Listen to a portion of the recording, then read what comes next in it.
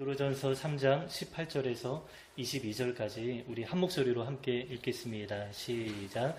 그리스도께서도 단번에 죄를 위하여 죽으사 의인으로서 불의한 자를 대신하셨으니 이는 우리를 하나님 앞으로 인도하려 하심이라. 육체로는 죽임을 당하시고 영으로는 살리심을 받으셨으니 그가 또한 영으로 가서 옥에 있는 영들에게 선포하시니라.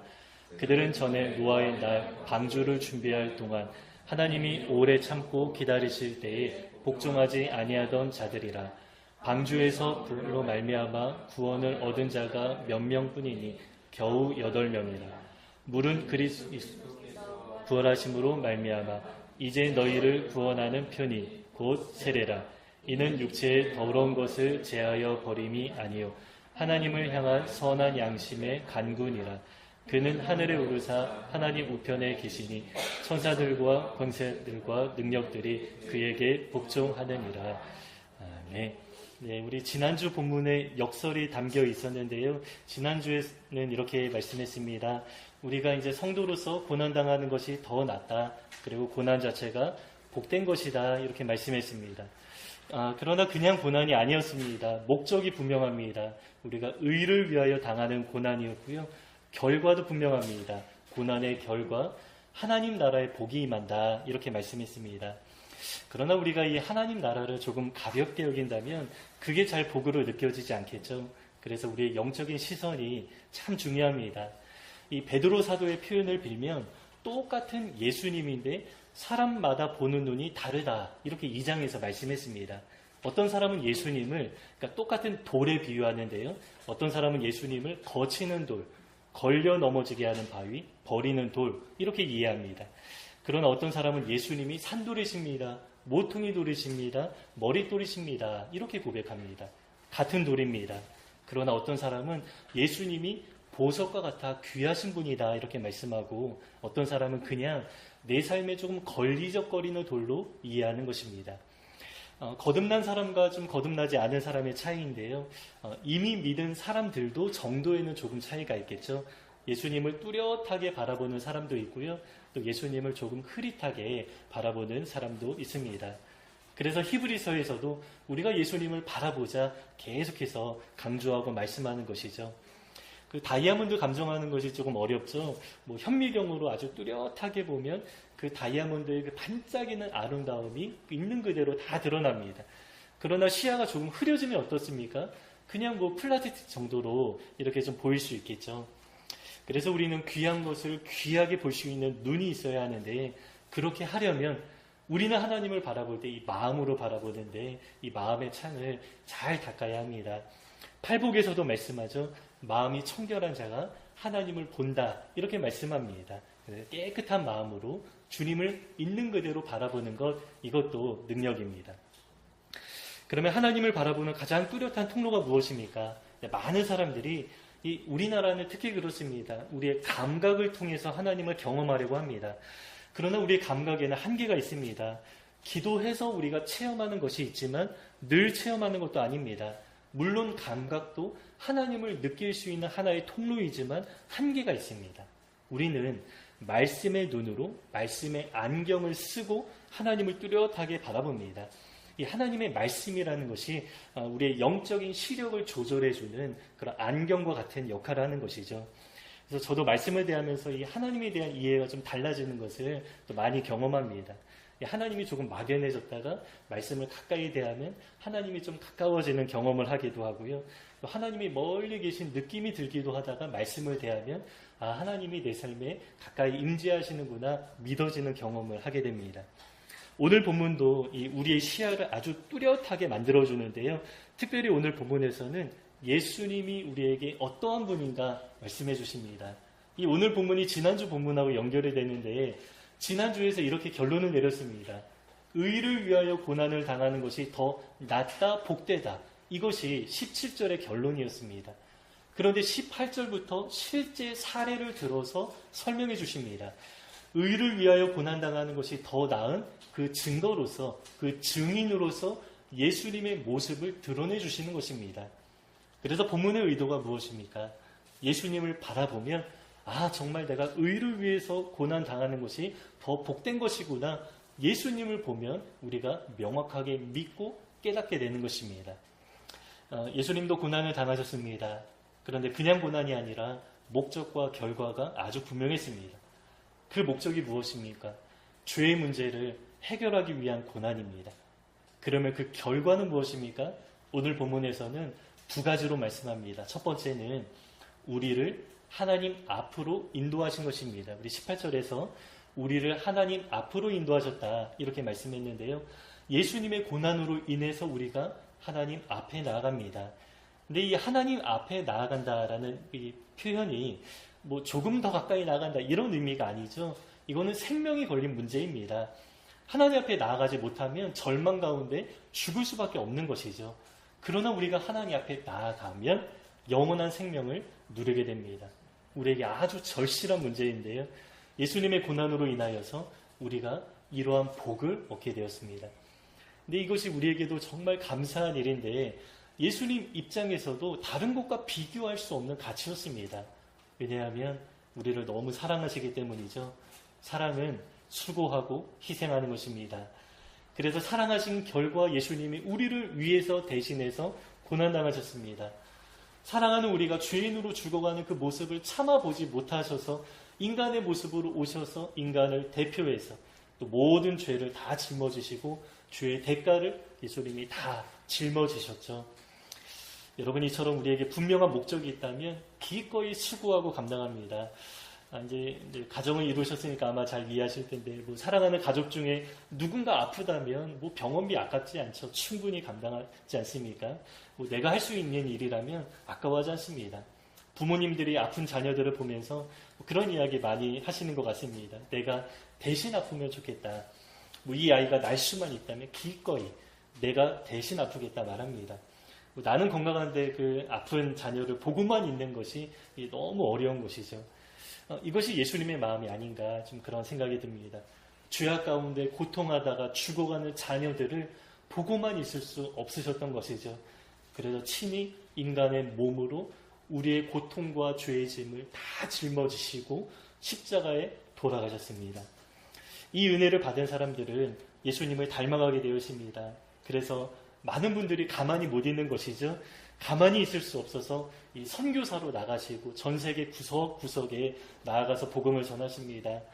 고국에서 이렇게 편안하게 안락하게 살아가는 그 삶을 다 포기하고 이 선교지에서 고난을 기꺼이 감수하며 살아가십니다. 우리도 마찬가지입니다. 우리가 비록 선교사는 아니지만 우리가 이런 말 많이 하죠. 뭐 존재론적 선교사, 또 선교적 삶을 살아간다라고 말합니다. 그래서 사랑하는 가족과 주변 사람들에게 우리 성도의 선한 행실을 보여주면서 이 복음을 전하면서 우리가 살아가는 것입니다. 근데 여러분 이렇게 살아가다 보면 당연히 필연적으로 고난을 당합니다. 물론 우리 시대는 물리적인 고난과 핍박이 많지 않아서 이 고난이라는 개념이 잘 다가오진 않지만 저는 이 시대의 고난의 개념을 조금 재정의할 필요가 있다 생각합니다. 우리가 외부로부터 어쩔 수 없는 고난이 다가오기도 하지만 우리는 자발적으로 절제하면서 고난에 동참합니다. 내가 누릴 수 있는 것들이 있지만 다 누리지 않고요. 우리 주변에 나누면서 살아갑니다. 이것도 고난입니다. 나의 권리를 포기하면서 희생하고 헌신하는 것입니다.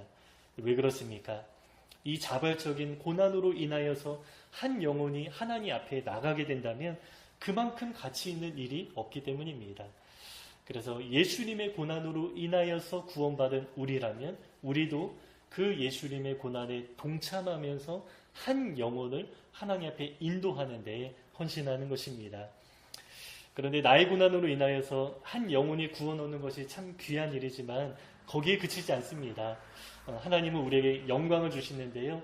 나 자신에게도 아주 큰 유익이 있습니다. 그것이 바로 영광을 얻게 되는 것입니다.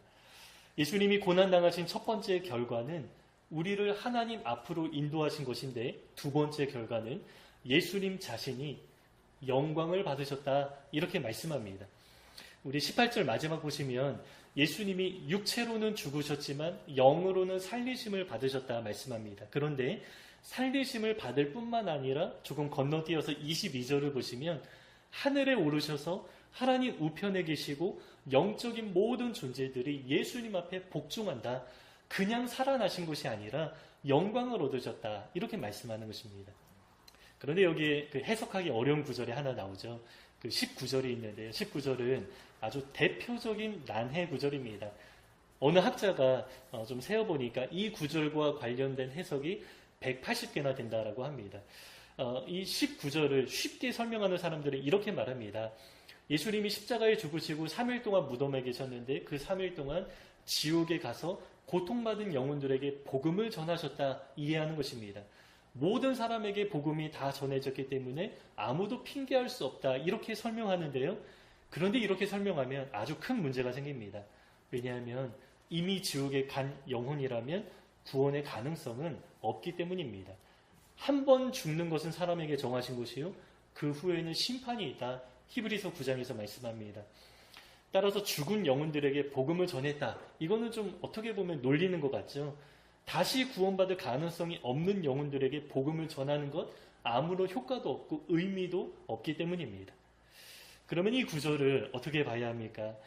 우리가 지난 2달 동안 이제 문맥 공부를 계속했는데 문맥을 통해서 이해해야 합니다. 글의 흐름이 어떤지 보면요.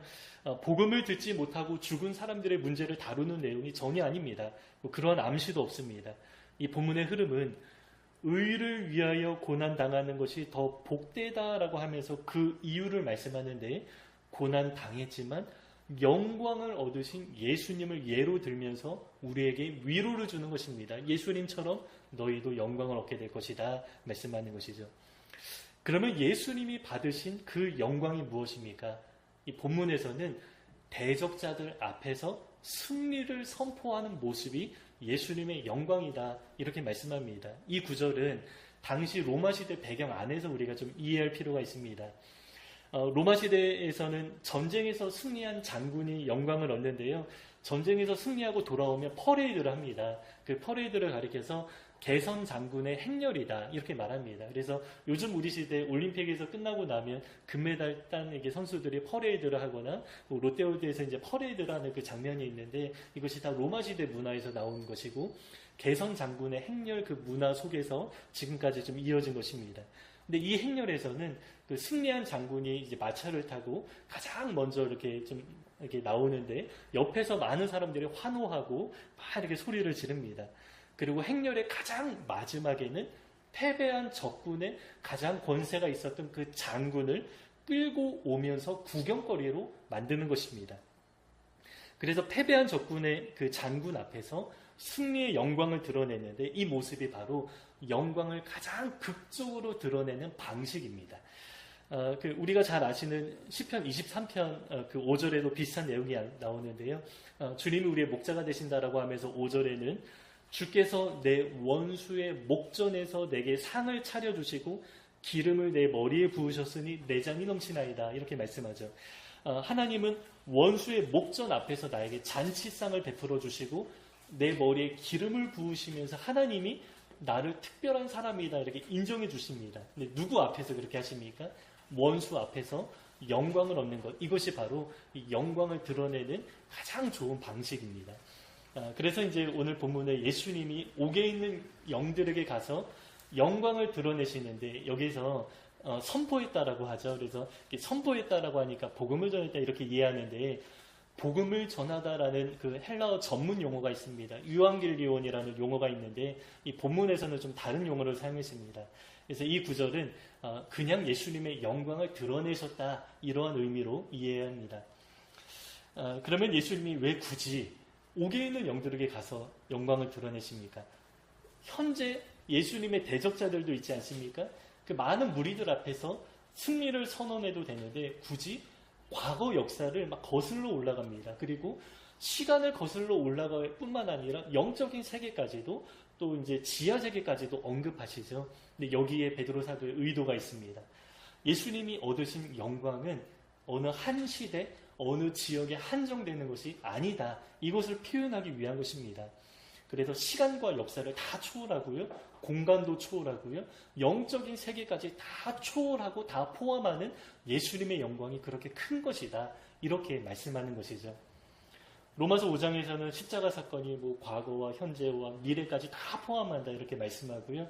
또 또 골로새서 1장에서는 예수님의 그 십자가 사건이 하늘과 땅, 이 영적인 세계를 말하는데 모든 것이 예수님 안에서 통일된다. 이렇게 말씀했습니다. 그리고 오늘 본문 19절에서는 옥에 있는 영들을 언급하고요.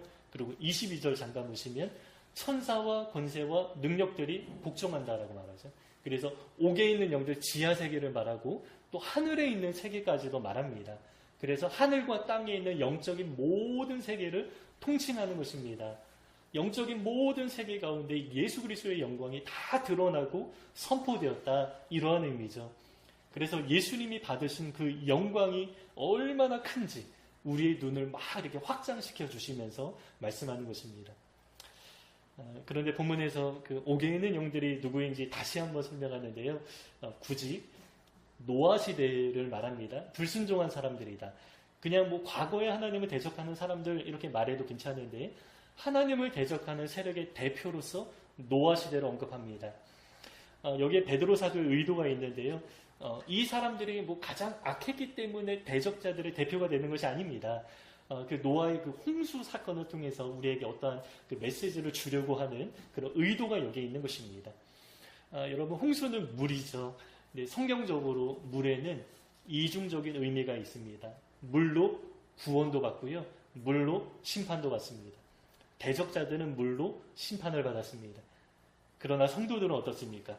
물로 세례를 받아서 구원에 이르게 됩니다. 이렇게 물이 구원과 심판이라는 두 가지 상징성이 있는데 이 대조를 부각하기 위해서 노아 시대 사람들을 말씀하는 것입니다. 그래서 20절 마지막에 물로 구원을 받은 자 이렇게도 말하죠. 똑같이 물로 심판받은 사람들이 있는데 똑같이 물로 구원받은 사람들이 있다. 이렇게 말씀합니다. 고린도전서 10장에도 비슷한 이야기가 나옵니다. 히브리 백성이 모세에게 속하여서 바다에서 세례를 받았다. 이렇게 말씀합니다. 그 홍해를 통과한 그 사건을 가리켜서 세례를 받았다. 이렇게 말씀하죠. 홍해 자체는 애굽의 군사들에게 심판의 자리였습니다. 그러나 히브리 백성에게는 구원의 자리가 됩니다. 마찬가지로 노아의 홍수에서 그 물은 대적자들에게 심판의 도구였지만 노아의 가족에게는 그것을 통과하여서 구원을 얻게 된다. 이렇게 말씀합니다. 이렇게 물과 구원을 이제 연결해서 이제 말씀하는 것이죠.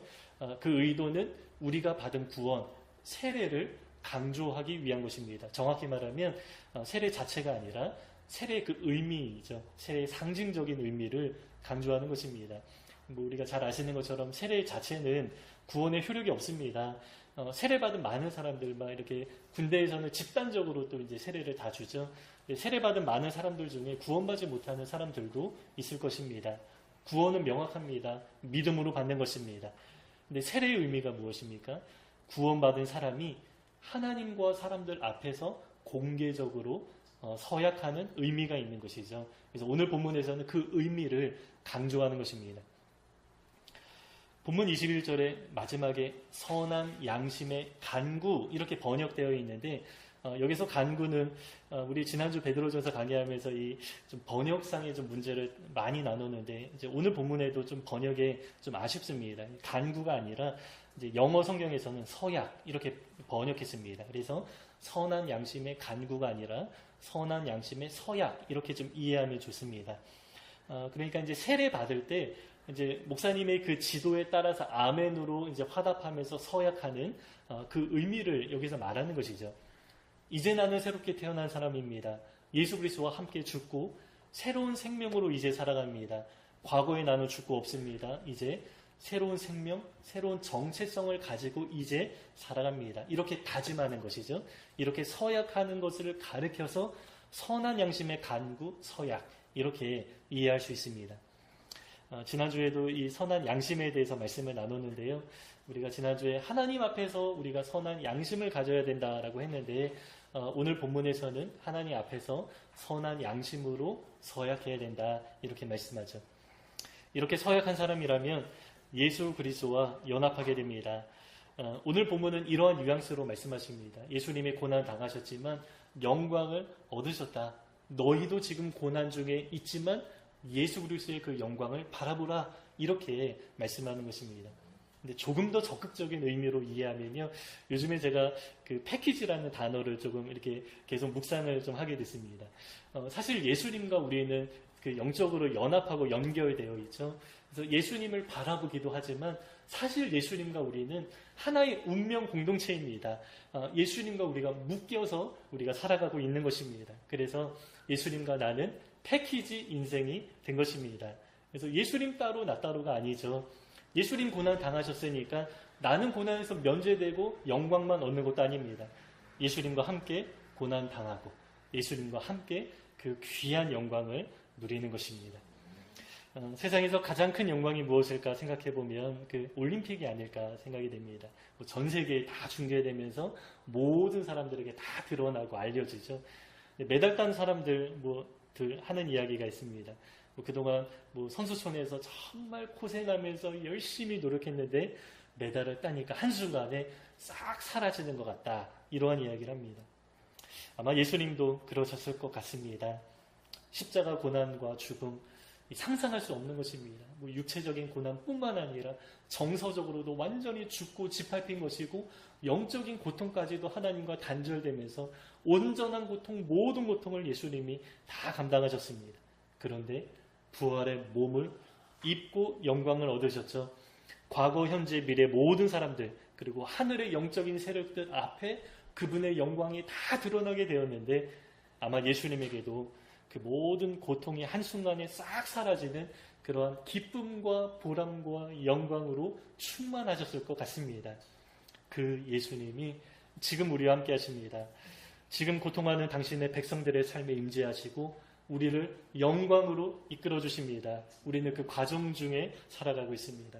그래서 우리는 그분의 너무도 분명한 승리의 영광을 뚜렷하게 바라보면서 어떻게 살아갑니까? 베드로전서의 주요 메시지는 마음껏 선을 행하라.